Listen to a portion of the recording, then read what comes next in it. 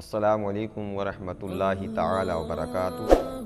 آج ہم آپ کو بتائیں گے قرآن مجید کے بارے میں۔ بہت سے لوگوں کے سوالات آتے ہیں کہ قرآن مجید ہم سے دھوکے میں گر گیا، یا کچھ لوگ ایسے ہوتے ہیں کہ قرآن مجید کو چھوٹا سا تعویذ نما بنا لیتے ہیں، اور بہت سے لوگ طرح طرح کے سوال کرتے ہیں۔ تو چند جوابات لے کر آپ حضرات کی سماعتوں کے حوالے ہوں۔ آپ حضرات بغور سنیں اور سننے کے بعد عمل کرنے کی کوشش کریں۔ تو سب سے پہلی بات، قرآن مجید پر سونے یا چاندی کا پانی چڑھانا اور قیمتی گلاس چڑھانا جائز ہے۔ اس سے عوام کی نظروں میں قرآن مجید کی اہمیت بڑھے گی، قرآن مجید کی افضلیت بڑھے گی۔ اب دوسری بات سماعت فرمائیں، جو ہمارے ذہن و فکر میں اکثر و بیشتر رہتی ہے، کیا قرآن مجید بہت پرانا ہو گیا، اتنا پرانا ہو گیا کہ اگر ہم اس کو کھول کر پڑھتے ہیں تو اس کے اوراق، اس کے ورق پھٹ جاتے ہیں، ہاتھ میں آ جاتے ہیں۔ تو اس قرآن مجید کا کیا حکم ہے؟ اس قرآن مجید کے ساتھ ہمیں کیا کرنا چاہیے؟ تو سماعت فرمائے، قرآن مجید اگر اتنا پرانا ہو گیا ہے کہ اس کو چھونے سے اوراق پھٹ رہے ہیں، یا قرآن مجید کے صحیح سلامت ہے لیکن اس کی جلدیں، اس کے ورق پھٹ چکے ہیں، تو اب اس کے ساتھ ہمیں کیا کرنا ہے؟ سماعت فرمائیں۔ سب سے بہتر طریقہ یہ ہے کہ آپ ایک گڈھا کھودیں، اور گڈھا ایسی جگہ پر کھودیں جہاں پاک و صاف ہو۔ اس جگہ پر گڈھا کھودیں۔ گڈھا کھودنے کے بعد نیچے کچھ بچھا دیں، اس کے اوپر قرآن پاک کو رکھیں۔ قرآن پاک کو رکھنے کے بعد اوپر سے تختہ لگا دیں، جس طریقے سے مردے کے لیے لگاتے ہیں۔ تختہ لگانے کے بعد پھر اوپر مٹی ڈال دیں، تاکہ اس سے قرآن کی عظمت پر کوئی آنچ نہ آئے، قرآن محفوظ رہے۔ اور تیسری بات ہماری عوام میں جو رہتی ہے وہ یہ رہتی ہے کہ قرآن مجید کو بہت سے لوگ چھوٹا سا بنا لیتے ہیں۔ چھوٹا سا اس لیے بنا لیتے ہیں، گلے میں پہنتے ہیں، کوئی اپنے بازو میں باندھ لیتا ہے۔ تو میرے بھائی، قرآن مجید پوری کتاب کو آپ چھوٹا سا نہ بنوائیں، کیونکہ یہ غلط بات ہے۔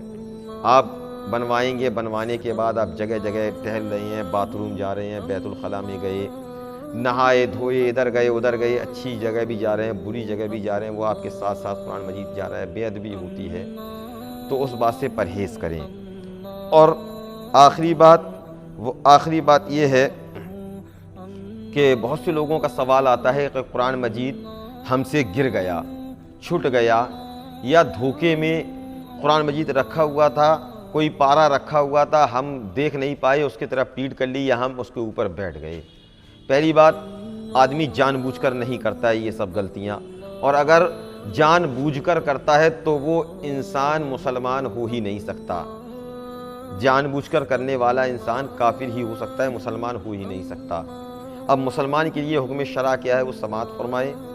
اگر آپ سے قرآن مجید دھوکے میں گر گیا، یا آپ بے اختیاری میں اس پر بیٹھ گئے، تو آپ کے لیے نبی کا فرمان، حکم شرع یہ ہے کہ آپ توبہ کریں اللہ کی بارگاہ میں۔ توبہ کرنے کے بعد قرآن مجید کو اٹھائیں، اٹھانے کے بعد اپنے سر سے لگائیں، ماتھے سے لگائیں، بوسہ دیں، اور اللہ کی بارگاہ میں التجا کریں کہ پروردگار، یہ انجانے میں مجھ سے غلطی ہو گئی ہے، مولا اپنے محبوب کے صدقے میں معاف فرما، اور اللہ رب العزت آج کے بعد کبھی غلطی ایسی نہیں ہوگی۔ یہ اللہ کی بارگاہ میں التجا کریں۔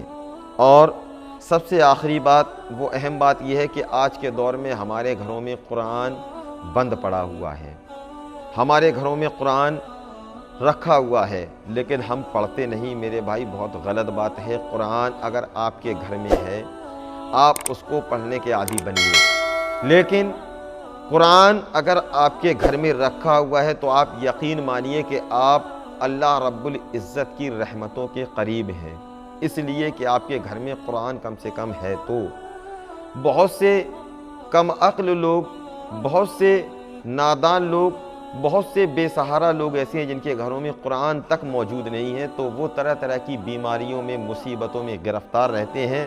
لیکن ہم الحمدللہ قرآن اپنے گھروں میں رکھتے ہیں۔